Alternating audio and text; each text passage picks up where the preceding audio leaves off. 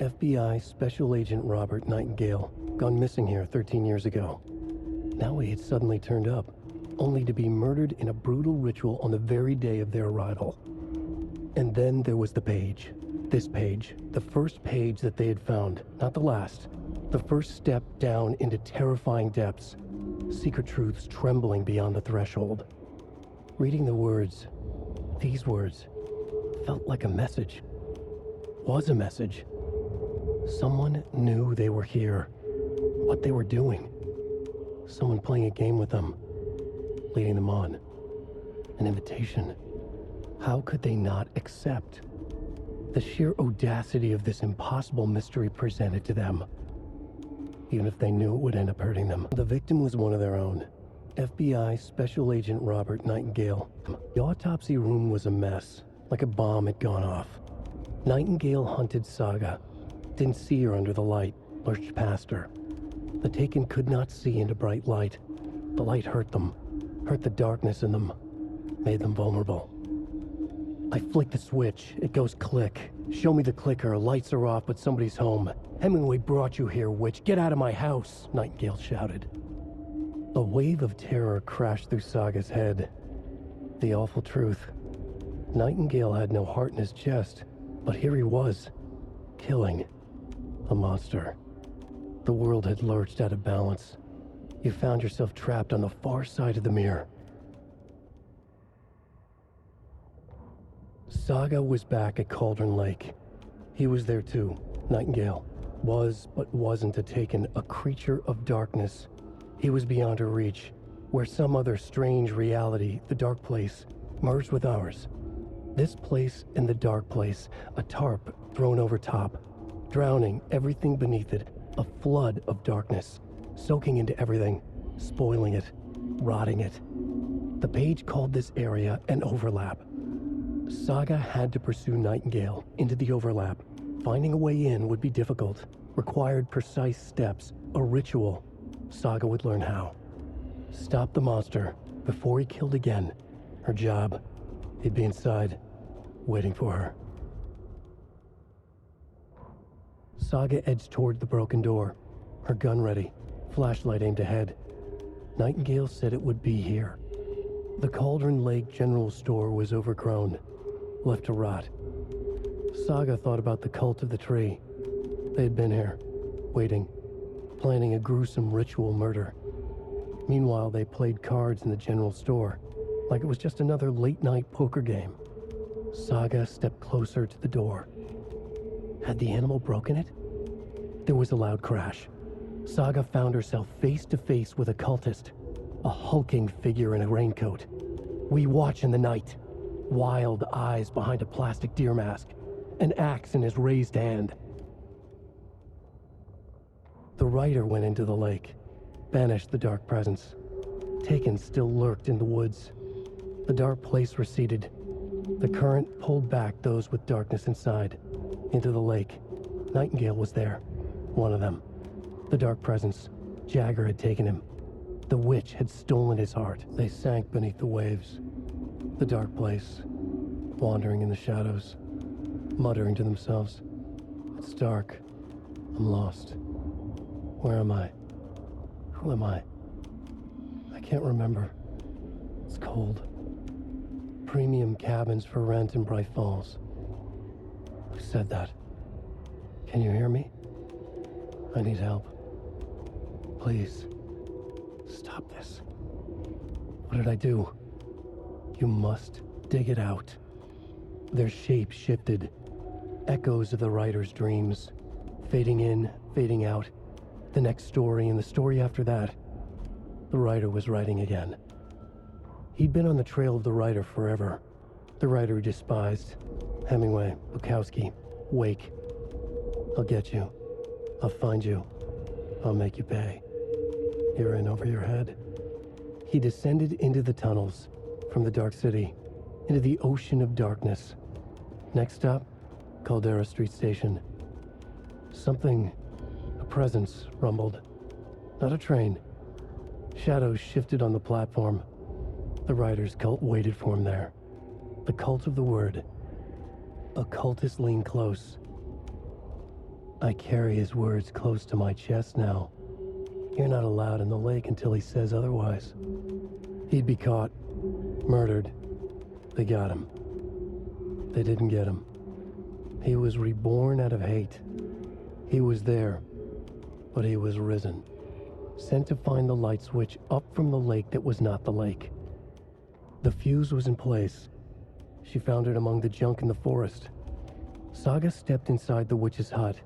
Something rushed through her. A presence. Familiar. She couldn't quite place it. Something long forgotten. She tried to hold on to it, but it was already gone. Inside, a bright light. Saga felt safe, like nothing could hurt her here. There were objects that stood out to Saga as if the light had manifested them, pulled them from the darkness. A shift in reality, heavy with hidden meanings. A coffee thermos, a shoebox, a mop and a bucket, a poster on the wall, and in the cabinet, another manuscript page. Witch's ladle, towering over Saga, watching her and the witch. The image of the witch in the sign, Nightingale's heart, a cold, dead lump in her hand. Her definition of sanity had changed since she arrived in this town, but she trusted the pages, was forced to. Saga addressed the witch. She squinted to read the first part of the ritual words, the smudged line on the heart. The second part recited from memory, the words she had read on the page. I brought you the heart, witch. Show me the terror. Saga pushed the heart through the hole in the sign. This was the key. The tree was the threshold. Back at Witch's ladle, Saga pointed the flashlight at the strange, dark substance. The same substance Nightingale had left at the morgue. There was something hidden under it. She strained to see. The opposite of sunspots in her eyes. Blacker than black. Suddenly a change. The light reacted to the substance. A feedback loop surging up her arm. Saga squeezed the flashlight, willing it to penetrate the dark matter. Burn it away. The reality-changing influence of the dark place flowed like water flowed, like fear flowed, down the path of least resistance, eroding the weak spots until they cracked. In places where reality was more yielding, where story told and retold, imagination sparked and fear ignited again and again, had softened the walls of reality. Sites of violence and tragedy, where truth was laced with fiction, where a work of art proposed an alternative narrative, something people could suspect to be true, something people felt strongly about, something they feared. The stronger the connection between the belief and emotional response, the better. The darker, the better. A ghost of a witch ripping a man's heart from his chest. Two brothers murdering the neighbors and hiding their bodies in a well. A young woman haunting the flooded bunker where she drowned. Bedtime stories, folktales, urban legends connected to a specific place. These were the sites where the overlaps came to be. An overlap of the dark place needed a push from both directions to manifest itself. Reality in our world eroded by repeated dark lore tied to a location, and a counterpoint, a work of art, a horror narrative crafted in the depths of the dark place, connecting to the story on the other side to reach out through the weakened veil. A story of a lawman whose heart was cut out of his chest. Two corrupt men killed by their own twisted ambition. A haunted old woman drowned in a bathtub. Twisted reflections on the other side of the mirror. Arcs stabbing through realities, amplifying the influence of the dark place. These elements working in conjunction made a trickle that became a torrent, a wormhole, a vortex, and the art, the map, became the nightmare territory where the dark place encroached on our reality, a blanket over it, where they all overlapped, causing reality to twist and loop like a bad dream, remolding anything and anyone within its dark horror design. Animals stayed away from the water's edge as if to avoid some unseen submerged predator waiting just below the dark surface. They never drank the water from the lake. Birds flew around it, never over. Darkness flowed from Cauldron Lake. Gaze in the black mirror of the lake, you'd see it all around you, and you'd understand. It was already out, already where you were. It was already too late. Cauldron Lake used to be alive with people. Beautiful forest, hiking trails leading to stunning vistas. Then the government put up a fence, kept the people out. Volcanic gas, they said. They didn't want anyone knowing the truth. The lake wasn't a lake at all. The dark water a mask to hide the hungry, bottomless ocean below. A fence couldn't stop the flood that was coming. Nothing could. The return of the nightmare rising from the depths. Children in Bright Falls all grew up hearing stories about the cult of the tree. Feral maniacs living in the woods. Satanists chanting, "We watch in the night," as they perform blood sacrifices in the forests. Or things not quite human lurking in the dark. There were many versions of the story, but they all shared one important element: danger in the dark, in the woods. Somewhere among all the urban legends lay a secret truth. The real identity of the cultists prowling in the woods. Real faces hid behind the masks. Real hands held the knives. Real people fulfilling a grim purpose. The forest was not safe. People were right to keep their children away from the trees. Standing inside the trailer at the outskirts of Watery, Saga had seen Wake's fabled clicker for the first time, in the hands of the cult of the tree. Her mind reeled from what the horror story was now claiming about her life, her past. She didn't accept it. She stepped out of the trailer. She needed air, but she wasn't alone. A cultist stared at her from behind a deer mask. She drew her weapon, shouted, ran after him. Scratch stalked through the forest, a terrifying dark presence in the night, more sensed than seen. Darkness boiled in his skull, like a storm cloud crammed into a bottle. The woods were alive with those he had taken. They were coming with him, directed by him, his army of darkness. His singular purpose was a sharp, pulsing black hole in his head, waves roaring out of it to whip his flock into a frenzy, filling them with his purpose. The clicker. He wanted it, to make his horrific ending to the story come true. The art was there. The clicker would push it across the final threshold, a detonator to send out a tidal wave that would spread to overtake reality. He was so close to claiming it. The Taken gibbered and shouted, straining against their invisible leashes, filled with bloodlust. Scratch let them go. They launched themselves into the night with violent glee. He ripped a signpost from the ground, swung it in his hands as if it was made of air. Ahead, the music started. It called him on. Let the final deer fest commence. Ilmo stood in front of the parade float, turned dramatically to his crew. Now, imagine the murderer's arms moving. Stab, stab, stab, and then Natki laughing. Everyone at Deerfest always plays it safe, not us. This monument to Watery's history, this work of art will sweep this year's awards. The overlap formed around Watery's dark past. The ritual to enter was tied to crafting the float. Art was the key.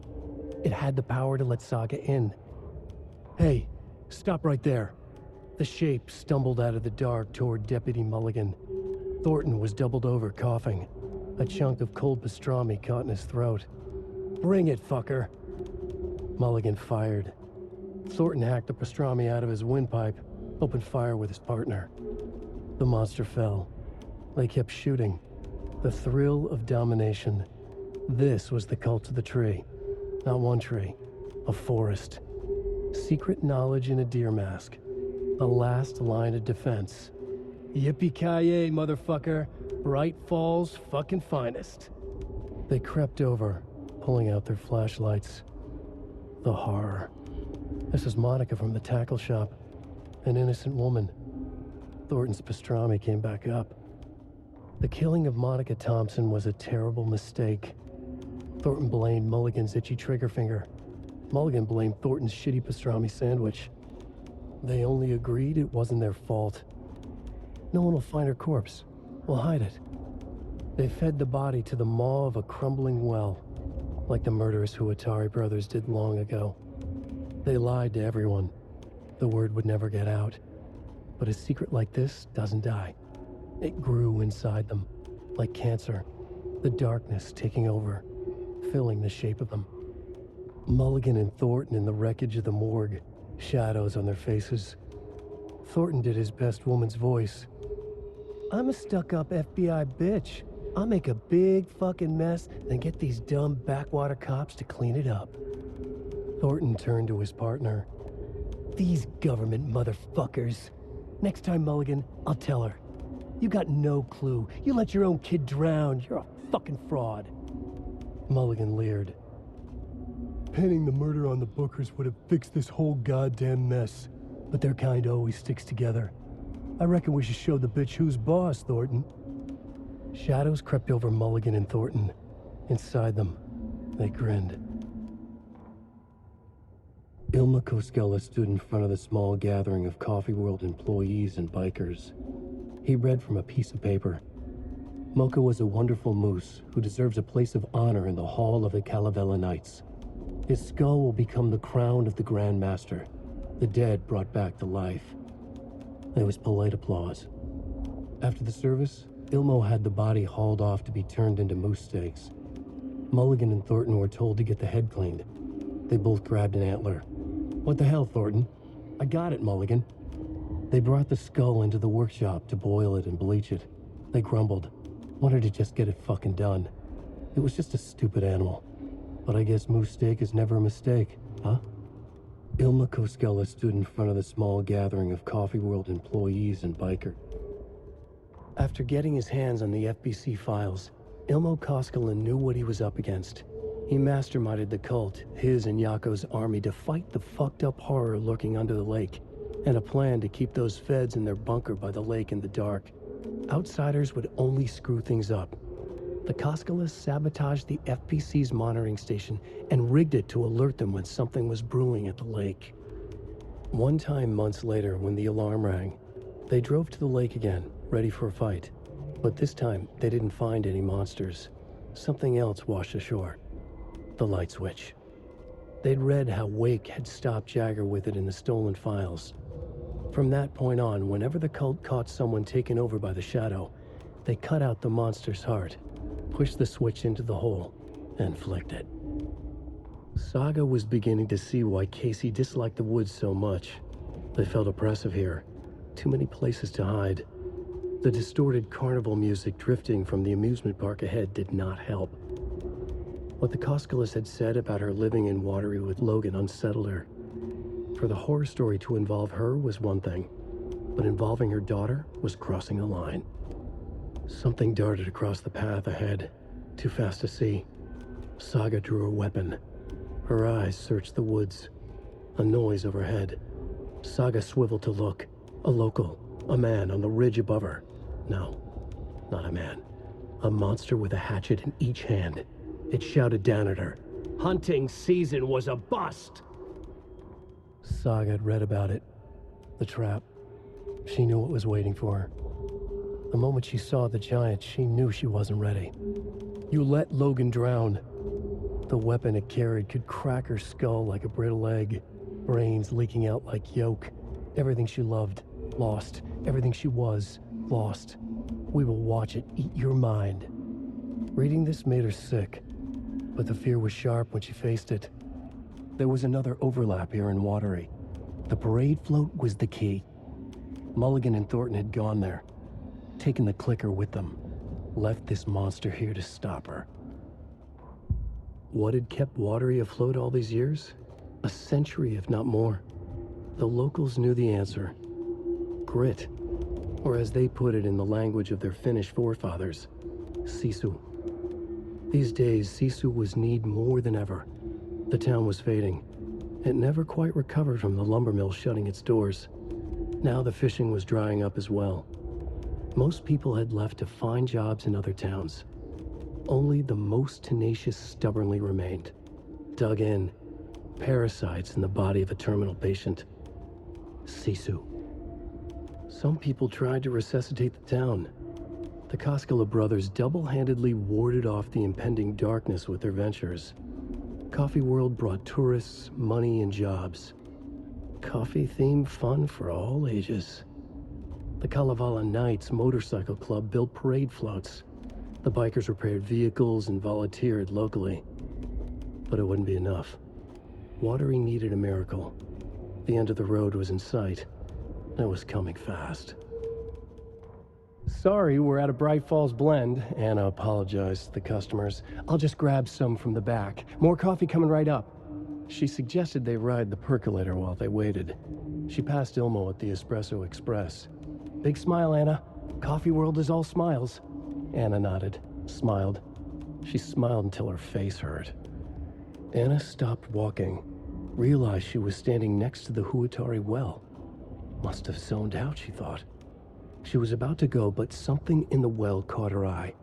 A shadow shifting in the dark. Anna was overcome by vertigo. The world tilted, and then she was falling down, down, down into the shaft. The darkness opened up to swallow her. Saga had slid into a nightmare. A growing amount of evidence said her daughter was dead. Saga couldn't accept that. Wake said it could be undone. But Wake was gone, in the custody of the Federal Bureau of Control. Casey, her only ally, was gone too. She was alone. Agent Estevez had pulled rank on her, stonewalled her, shut her out of her own case. Saga refused to give up. She needed answers. Tor and Odin Anderson would have some. A family visit then. No one could blame her for that. Saga was trapped in a horror story. It was manifesting itself around her like the darkness of a mental illness, pushing her deeper and deeper. Odin Anderson stirred in his bed, his vision hazy, smudged. He felt weighted down by an ocean of dark water.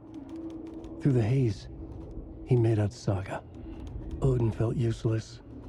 He wished he could tell Saga how his silly faces made her smile when she was young. Too young to remember. Odin used to joke that Tor was her grandfather, but he was the Allfather. He smiled at the memory. Odin was the kinder of the Anderson brothers.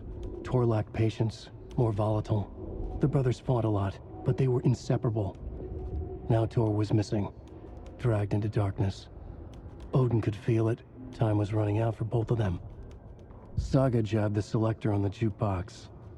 The missing record in its place. Saga couldn't have found it without Odin's help. Standing there, Saga felt exposed, expecting the shadows to come alive. The needle crackled on the vinyl. The song swelled. Odin had said it was written for her and her mother. Her grandfather's apology. The lamentation of an old man. His heart was broken, sinking into darkness. Odin had said that the song would be a way to know Tor, a way to find him. A light bloomed in through the garden window. That's where Tor had vanished into the pond. Saga knew what she had to do. The Valhalla Nursing Home, founded in 2014 for Odin and Tor Anderson of the Old Gods of Asgard fame, for their twilight years. Built after the return comeback tour, flip-flopped to be their farewell tour, cut short, canceled. As their agent, Barry Wheeler had managed to coax a few hit songs out of them before that. Balance Slays the Demon, a couple of others. The old men rocked like their namesakes. The backstage parties got out of hand. The air was thick with smoke. Wheeler squinted. His migraine flared, booze and drugs. A rock and roll cliche. They ran off after every gig. Wheeler had security track them down to the craziest after parties. Wheeler used to be the agent of a manic-depressive celebrity writer, Alan Wake. Wake had various addictions on his back. An on-off death wish. Wheeler had seen a thing or two. Wheeler paid a lot of money for a good shrink. Got himself convinced that all the nightmares he'd seen leading up to Wake drowning himself were just his imagination. PTSD. Now he had pills to keep the shadows from his sleep. But the Andersons were something else. The nightmares were starting to creep in again. Or maybe it was the drugs in the air. Wheeler hoped it was the drugs. The Andersons were so old. Vampires. After every gig and the party that followed, took them weeks to bounce back. And they never did completely. Each time Wheeler expected them to croak. Wheeler set up a foundation with the sales of their greatest hits album. He used the cash to build a nursing facility. The old men deserved it. An old manor in Bright Falls. Wheeler hired a contractor to have it refitted as an old folks' care home. At this point, Wheeler felt good about himself. He had a heart of gold. No need to feel guilty. Wheeler left the work to the contractor and returned to New York City. He had done his part. It was time to turn over a new leaf. The contractors figured out Wheeler was gone for good. They took the money and ran. When the fall rains came, the leaks started appearing. Wheeler set up a foundation with the sales of their Cynthia Weaver hated being old. She'd been a doer, a fighter. Now the bathroom frightened her, afraid she'd break her hip, like Norman. Cynthia had always kept her lantern close, to hold the darkness at bay. "Oh dear, my lantern. I think I've lost it," Cynthia said. "This will put a smile back on your face, my dear," a voice said. A man's voice. Someone in the bathroom with her. In the dark. The light bulb had blown. She meant to replace it days ago. How could she forget? She had slipped getting out of the tub. She lay in the tub now. She lifted her hand. It looked wrong. Too many hands. In a black void with no sense of up or down, she was underwater. A dark shape pushed her down. Dark water pressed itself into her. She screamed. It came out in bubbles. Cynthia Weaver smiled. Lost without her lantern? Nonsense. Cynthia felt as giddy as a young girl in love. Cynthia had loved Thomas Zane. Tom only had eyes for Barbara. Barbara was bad news. Tom had seen it in the end. Cynthia had been there to comfort him. And when he left, Cynthia waited. Years of waiting. Now Tom had come back to her. They'd be together now. See the world. She'd always dreamed of seeing New York. They were there now in a fancy hotel. She drew a bath. She would become like Barbara. No, better. She sank into dark water. Into Tom. Tom had enemies plotting against him. Cynthia would deal with the nasty Anderson fellow, Tor, always poking people with his hammer. He had it coming. Anything for Tom. When Cynthia Weaver was downstairs at breakfast, Rose snuck into her room. With all the lamps in the room, it took her a while to find the one with an angel. Luckily, the dream Alan had sent her had been very clear. Rose was certain that Cynthia would not miss one lamp. She had so many. Tonight, Rose would put the lamp in a shoebox and let it sink into the garden pond. That's what Alan wanted. That's how she could help him. The thought made her whole body buzz with joy. Cynthia knew the lamp was missing the very moment she came back to her room. She was overcome by grief. It had been Tom's lamp, one of the few things that reminded her of him. It had not worked in a long time with the cord severed and the light switch gone. But there are other kinds of lights than the ones we can see. The invisible light of the angel lamp had held Cynthia together all these years. With tears welling in her eyes, she didn't see the shadows shifting in the corners of her room. Gale Barrows stared at his chest x-ray. It was in his left lung. It felt like a black hole, an opening to darkness. He felt like he was drowning. He coughed and coughed and coughed. So hard his whole body and soul felt twisted and mangled, upside down and inside out. With every cough, the black hole grew bigger. It felt good. It tore him up, but it felt good. Gale was dying. The black hole was sucking everything good out of him. He imagined looking through it, into the darkness. The black hole grinned. Gale couldn't escape its gravity. He worshipped it. Gale sacrificed to it. In blood. The 81st annual Deer Fest was just around the corner. Everyone in Bright Falls was bustling. There were banners to be hung, pies baked, deer masks sold. Bright Falls had made the top 100 American small town lists for its modest, rustic charm. The town expected a lot of tourists this year. But a shadow hung over the Deer Fest preparations. The forecast promised rain. Fearful whispers promised more murders. The police were on high alert. Sheriff Breaker had deputies patrolling the streets at night. Bright Falls was no stranger to odd happenings. But to cancel Deerfest? Out of the question. The townsfolk were anxious, their anticipation mixed with fear. People had restless dreams. The lights seemed dimmer. Floodwater pressed in on the town, and the shadows poured in with it. Emmett Elwood had had enough. All his life he'd been surrounded by the same small-minded, impolite, ignorant people in town.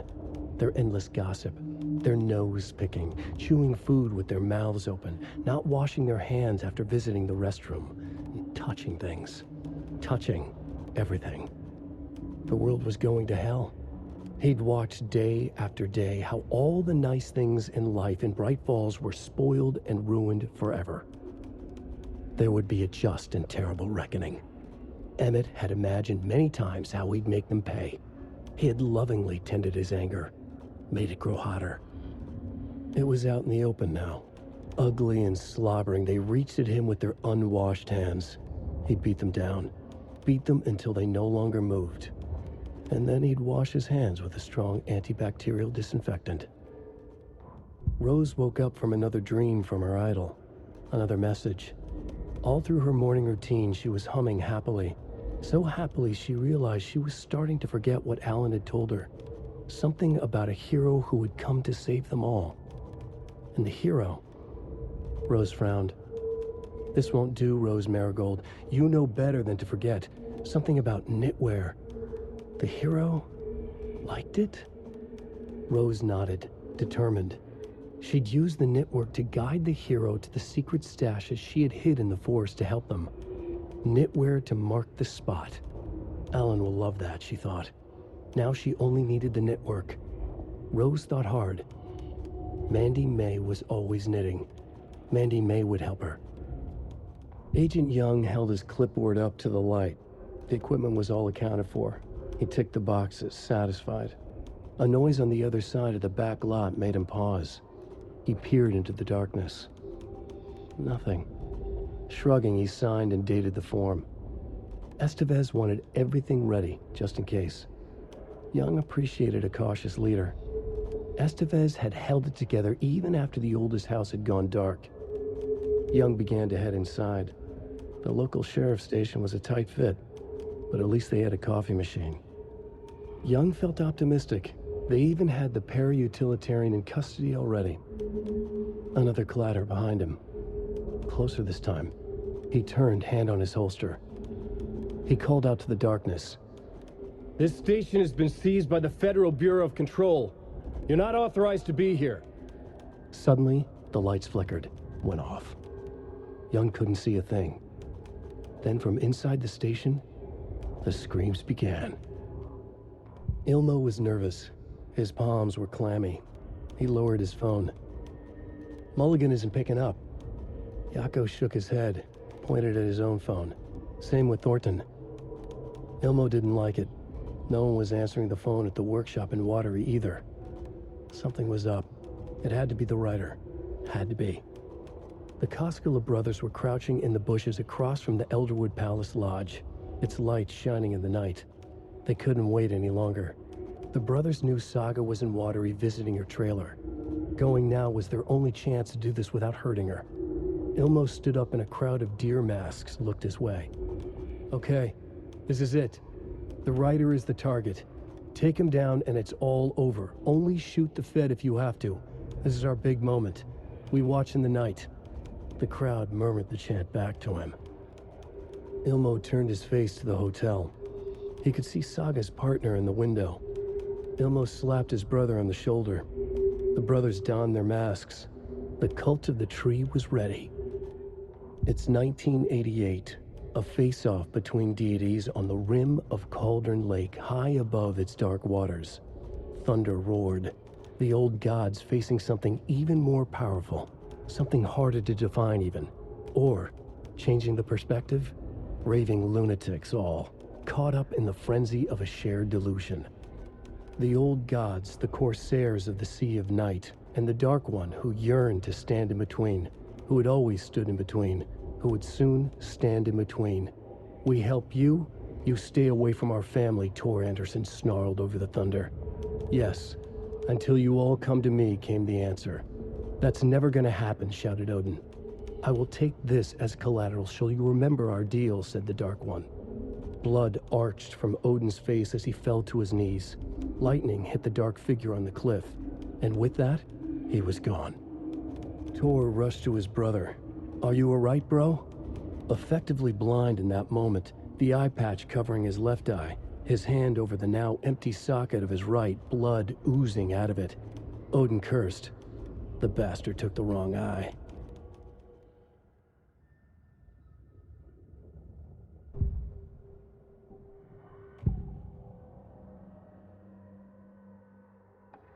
Cynthia was close to someone named Thomas Zane. Who is he? Tom was back. Tom had enemies.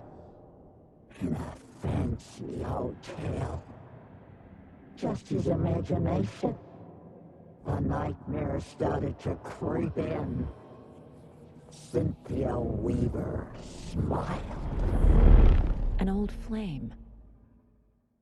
Maybe Tom was taken. Anger's remorse. Where is it, Cynthia? Drowned beneath dark water. Too many hands. The bathroom frightened her. Cut short. She screamed. An old folks' care home.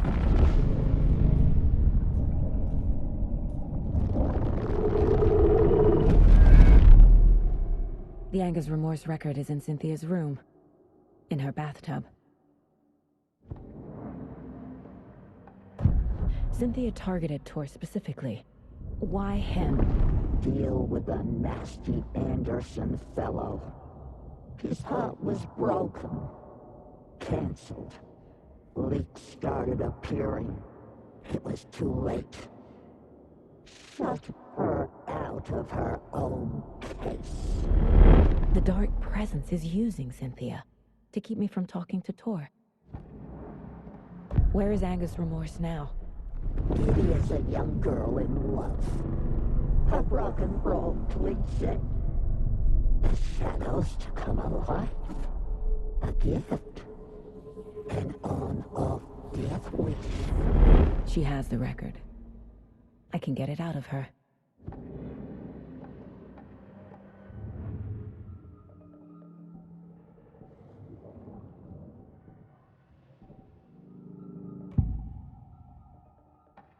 Odin's in rough shape. What happened to him? These are our twilight years. There's darkness in the water. We have our little tricks. And so do you. What's happening? It's never felt this way before. You're all grown up, Saga, dearest. And you're back just in time. The forces of darkness are eating away at us. We're too old and weak. You have the power in you, like all Andersons. What was that? He wasn't a projection. Odin was really here. We were connected. Are they really my family? Is that why this is happening? You said Tor is in danger. What's going on? Darkness is drawn to the spark. Tor only thinks with his hammer, never his head. The Prince of fucking Darkness is making a comeback. Tor's marked by darkness. I can feel it. Is he in his room? It wants to take him, and then take me. Beware of Cynthia Weaver.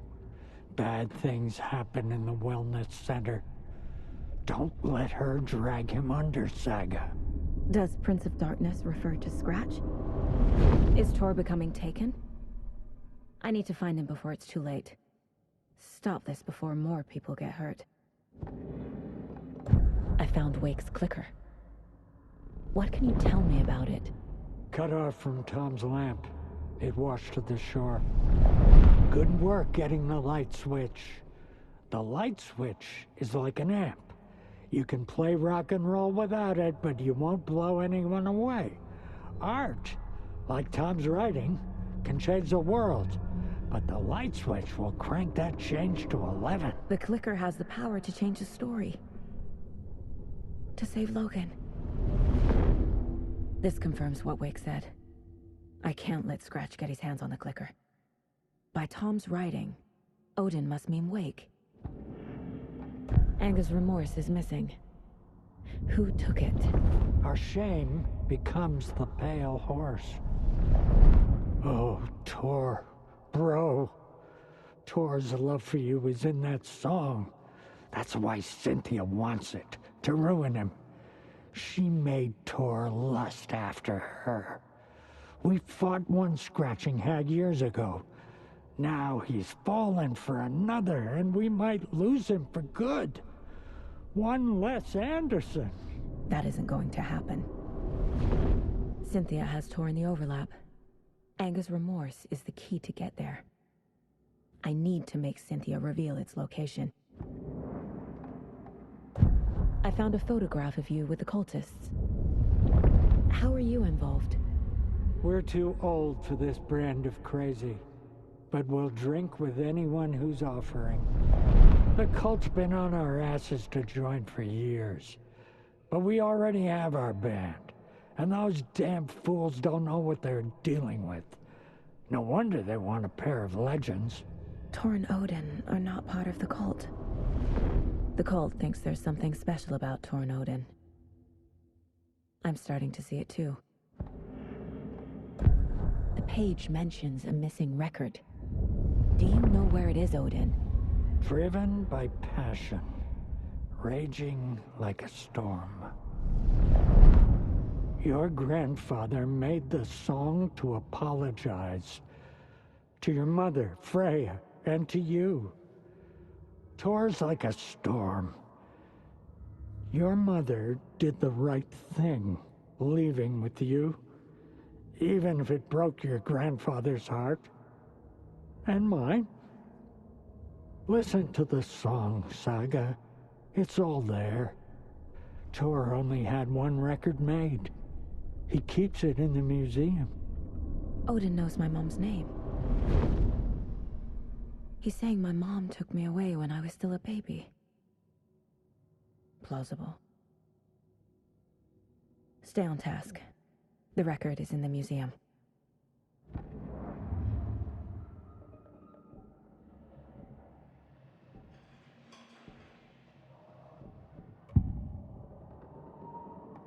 Mulligan and Thornton were fine earlier. How did this happen? Terrible mistake. Shadows crept over Mulligan and Thornton. Shadows on their faces, filling the shape of them. Bright Falls fucking finest. Shitty pastrami sandwich. Mulligan and Thornton became like Nightingale. The mask is missing. Where is it? The dead brought back to life.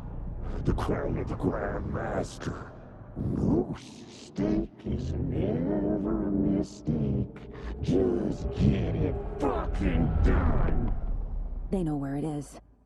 I know they know.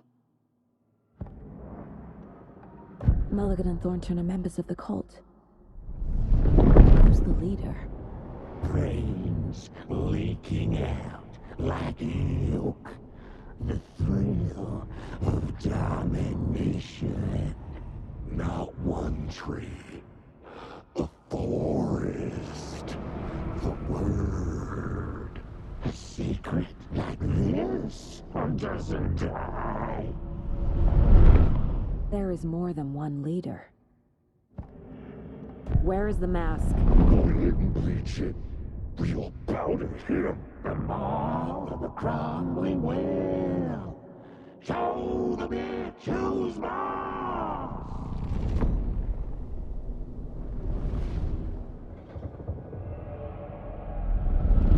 The moose mask is at the Huatari Well, in Coffee World.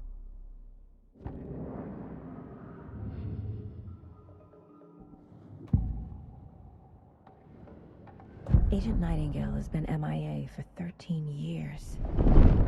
How did he end up here? Up from the lake that's not a lake. It's dark. He was there too. You are not allowed in the lake until he says otherwise. Robert Nightingale came from the lake before his murder. We found a page in the woods, a story about these events. What is Nightingale's role in this?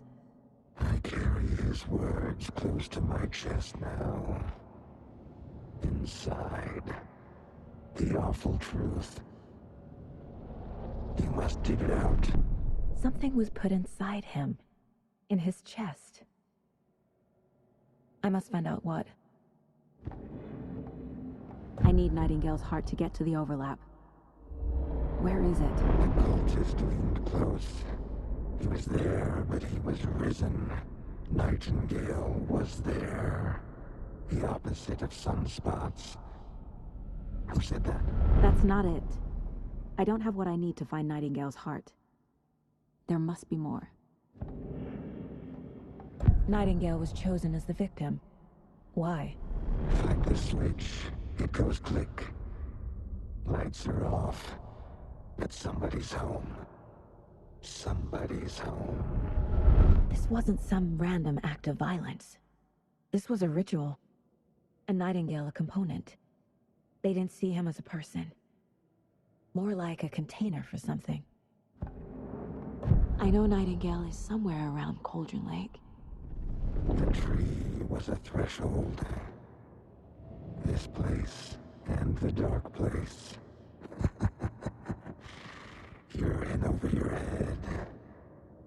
Next stop, Caldera Street Station. The threshold. Like a doorway. Leading to Nightingale. It's somehow connected to a tree. Witch's Ladle? Nightingale's heart. Where is it? While they played cards in the general store, the witch had stolen his heart. Get out of my house. Nightingale's heart is at the general store, in a fridge.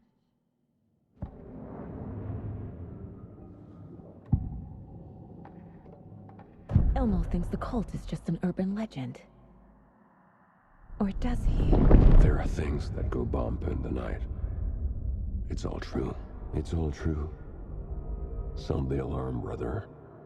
Gather the troops, brother. Yako, the shadow of the forest is creeping closer. They don't think it's an urban legend at all. They understand it's dangerous. I need to open the safe. What's the combination? People hate the puzzles, Ilmo. Why not just use keys? People love the puzzles, Yako. Only very smart people can think up good puzzles. Just look around and you will find the answer. Dedicated staff will be rewarded. The combination to the safe is somewhere in the gift shop. Ilmo said the cult kills Taken. Is he telling the truth? Surplus deer masks buy in bulk.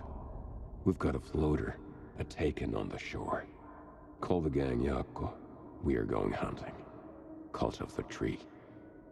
Keeping the town safe since 2013. Ilmo is telling the truth about the cult. They really were fighting the Taken. We're on the same side. Ilmo made it sound like I lived here. Does he really believe that? Light, laughter, and love will guide you home. Saga and her daughter. Oh boy. Happy faces raise property value. Family comes first, Ilmo. We take care of her trailer while she's gone. She's one of us, Yako. Her spare key is safe and sound. The Koskela brothers have happy memories of me living here. This must be the story affecting them. I'll play along for now. I need the key to that trailer. The materials listed for the parade float mention a mask. Where is it? Poor Mocha Moose. He never failed to amuse me. Now we know, Ilmo, there is such a thing as too much coffee. Mocha will live on in a place of honor. He lost his head. Mulligan and Thornton had one job. Mulligan and Thornton must know where the Moose Skull mask is. If the cult is killing Taken, then why did Nightingale turn into one? Private party. Invitation only. Wrong time, wrong place. Time to go, Yaku. A job half done isn't done at all.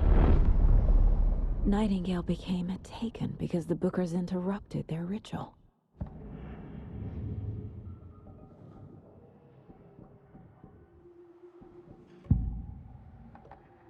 Rose watched Tor go into the pond. Why is she lying to me? The secret mission for Alan's #1 fan. The hero will say Wake has returned. We're all characters in his story. Gee whiz. I'm not his fucking character. But I can use that phrase to make Rose stop lying to me. Wake has returned.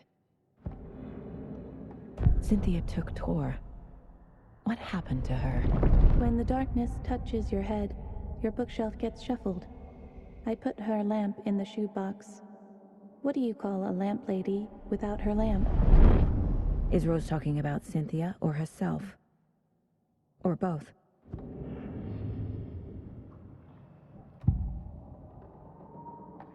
Mulligan and Thornton were fine earlier. How did this happen? A terrible mistake. Shadows crept over Mulligan and Thornton. Shadows on their faces, filling the shape of them. Bright Falls fucking finest. Shitty pastrami sandwich.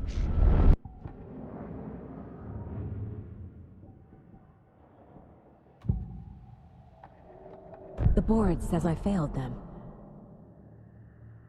Who's them? I let everyone down. Logan, Casey, myself. This is my fault. My daughter is dead. My partner was taken over by a monster. I'm trapped in the dark place. Powerless. I'm not powerless. What is happening here? This isn't me. Casey. Casey depended on me, and I let him down. I wasn't watching his back. I got wrapped up chasing the wrong lead. He needed me. Now he's turned into a monster. He needed me. No.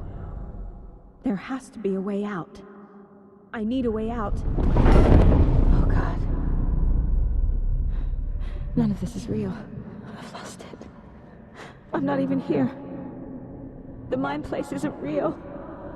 A case about supernatural darkness. I'm having a full-on psychotic break. I dragged Logan away to a tin can in Watery. She's dead because of me. There has to be a way out. I've made mistakes. I'll make more. But I can do better. And I can start by leaving this room. I'm afraid it will hurt. But nothing will hurt more than not trying to save them. It will hurt. But I will fight. Logan. I neglected my family for my job. I was too thrilled by the cases, the mysteries. I liked how dangerous the work was. And now that danger has destroyed my family. It killed my daughter. No. The story. My life, my family is just part of a book. Another white asshole deciding what I get to do, how I get to do it. He took my daughter from me. I'll never be free of this story from him. He used her. I need a way out. It's over. There's no point trying. Everything is lost. There's no way out. No way to fix this. There's no way out. I'm stuck here forever. Just me and my past. My guilt. My mistakes.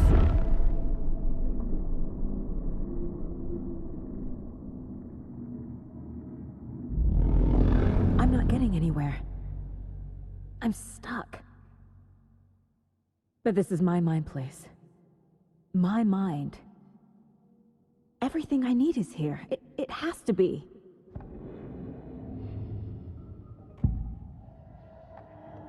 Wake said the cult has the clicker. How does he know? The writer is the reader. The next chapter, the next chapter, the next chapter. Keep the pages safe, the dark shining of the words. Wake is hiding pages. That's how he knows the cult has the clicker. Scratch looks just like Wake. Why? Don't wake up the dreamer if your life is a dream. I swam to the shore, but the water is rising. Wake and Scratch are clearly connected. Maybe Scratch got out because Wake did. Or vice versa. Wake has a double. Mr. Scratch. Where is he now? A cloud of wrath wears my face. The dark place in your place. Scratching out my body of work. Scratch is here. In Washington. He's hunting Wake. I assumed Wake escaped the dark place. Is it possible he's still there? The big apple in an ocean of darkness. Gone diving. Note from my editor. You're using the wrong tense. Trapped in a loop. My friends will meet him when I'm gone. Wake is still trapped in the dark place. Maybe he always was.